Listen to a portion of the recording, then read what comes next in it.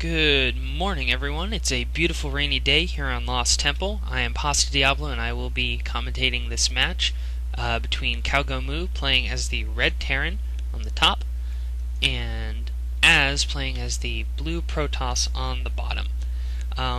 Just real quick before the action really gets started here, I want to say this is my first BattleCast. I've always wanted to get into BattleCasting, but I've never really been able to due to lack of equipment, lack of time. I've always been a Starcraft fan, and only recently my schoolwork has let up enough to allow me to actually, take a look at where Starcraft 2 beta is going to be, what's going on with that. And I really want to thank Husky and HD and Crota for their really excellent commentaries on YouTube, helping feed those of us without a beta key, and really just making it, bearable. We have something to watch. So let's get started here. We have the Protoss player chrono boosting for some extra probes. The chrono boost ability on the Nexus there, allowing him to produce units faster. And I'm going to be explaining a few things. Anything that I think of for new players. Because personally I've never played Starcraft 2 versus in multiplayer. I don't have access to the beta. I'm watching the replay.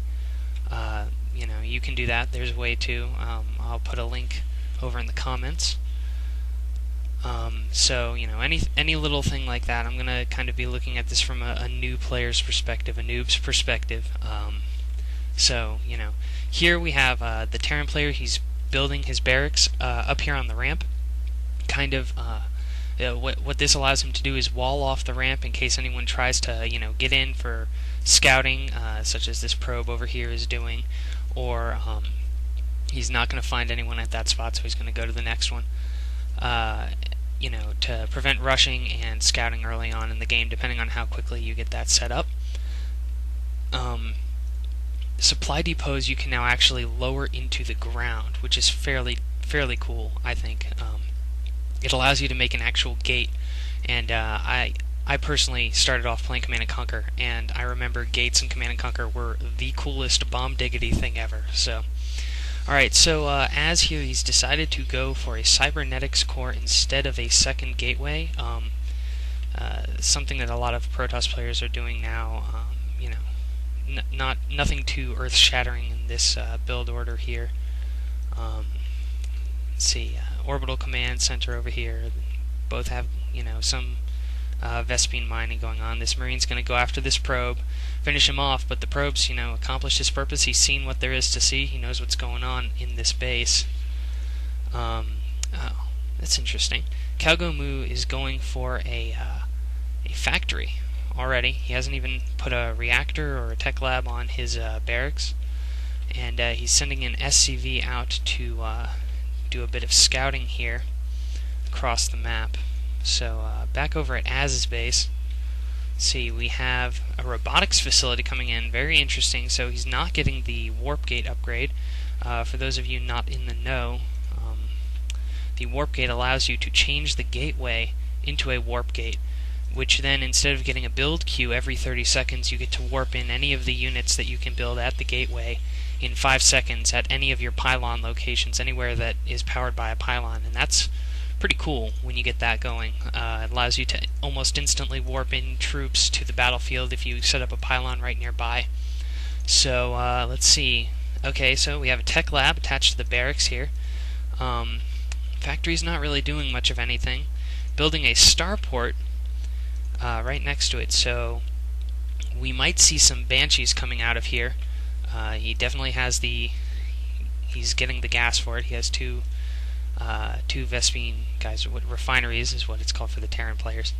Let's see, so this starport, Banshees are kind of like, again, for those, neophytes to StarCraft 2, such as myself. This is just stuff I've gleaned from replays, so, I'm not an expert or anything like that. But Banshees are, kind of a air-to-ground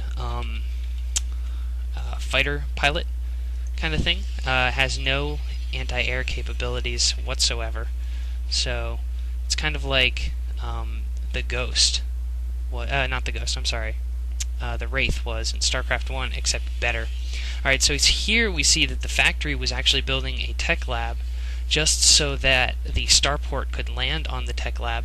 Terran production buildings can actually share the two add-ons that you can build now, which are tech labs and reactors. Reactors allow you to build the most basic units, except queue up 2 at a time, which is pretty awesome, but you can't get to higher tech units.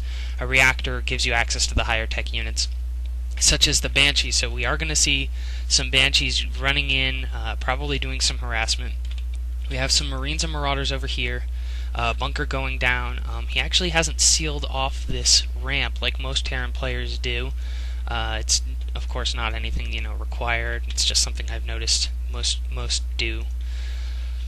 So we have two gateways and this robotics facility. Robotics facility creates these guys, these Immortals, and the Immortals and the Stalkers together kind of fulfill the same role as the Dragoon did, except not really.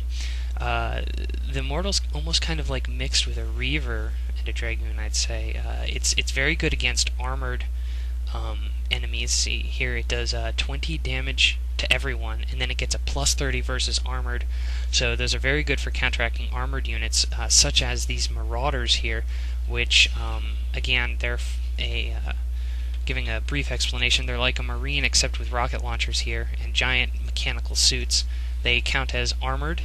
So you see these little things down there, light, biological, mechanical, little descriptors. All units have those now. In fact, all buildings and units have those now. So it allows you to determine, like this guy does bonus damage to these things if they have this keyword, interesting stuff like that. So this factory over here, not producing anything but scouting out this area, making sure that he's not expanded down to his natural expansion. That's the expansion right outside your doorstep. But the Protoss player is doing a very good job of, holding his ramp here. Oh, and here the Banshee is. It's going to be going after these units, and it's going to get chased away. I'm not sure why he's moving his entire force, probably in case there's a dropship nearby. But Stalkers and Sentries, like this little guy right here, are the only 2 units in that entire force that can actually attack air.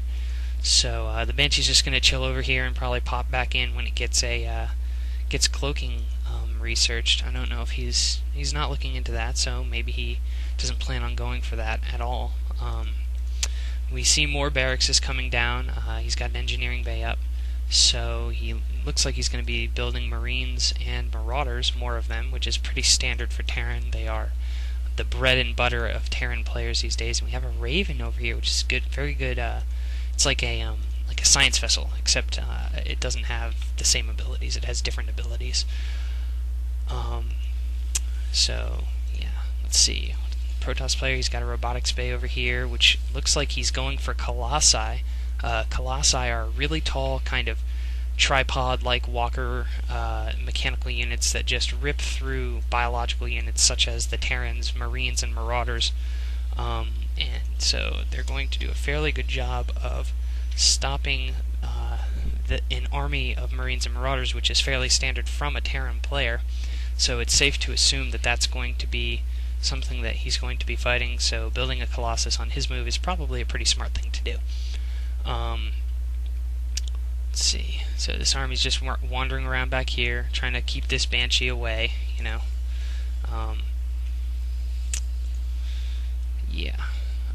So not a lot going on actually in this match. Let me really quickly talk about some things. So all the